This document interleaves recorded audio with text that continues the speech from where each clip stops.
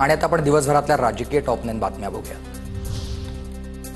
Operation सिंदूर नंतर पंतप्रधान नरेंद्र मोदी प्रथमच गुजरात दौऱ्यावर। गुजरातमध्ये पंतप्रधान नरेंद्र मोदींचं जोरदार स्वागत। अहमदाबादमध्ये रोड शो।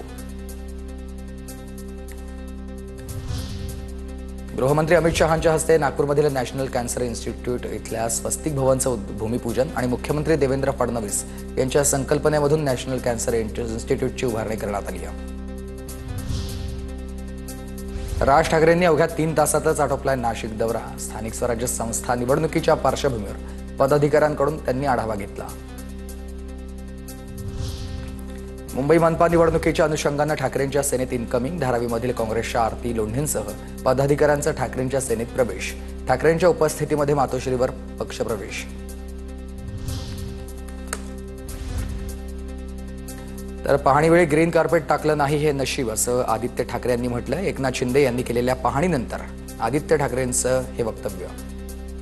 गेली 3 वर्ष मुंबई महानगरपालिकेत निवडणुका नाही झाल्यात, ना महापौर आहेत ना नगरसेवक आहेत, लोकांनी जायचं कोणाकडे हा प्रश्न आहे। एक नशीब ह्यावेळी एक मंत्री महोदय पाहणी करत असताना ग्रीन कार्पेट नव्हतं टाकलं, तेवढी लाज तरी ठेवली।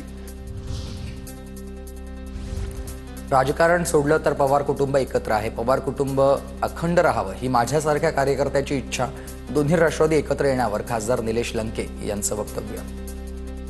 हे कुटुंबातले हे घटक आहेत, हे एकत्र आल्यानंतर निश्चित मला माझ्यासारख्या कार्यकर्ता म्हणून आनंद वाटेल। दोन्ही पक्ष एकत्र येणार या फक्त चर्चेत राजकारण आणि कुटुंब या वेगवेगळ्या गोष्टी आहेत। सुनेत्रा पवारांचं वक्तव्य।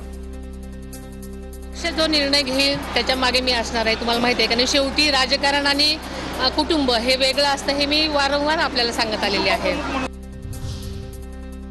अजितदादांच्या राष्ट्रवादीच्या कोणत्याही नेत्यावर आरोप करू नका। आरोप केल्यास तुम्हाला प्रसाद देण्याची जबाबदारी आमची आहे। बडतर्फ PSI रणजित कासलेला सूरज चव्हाणांचा इशारा।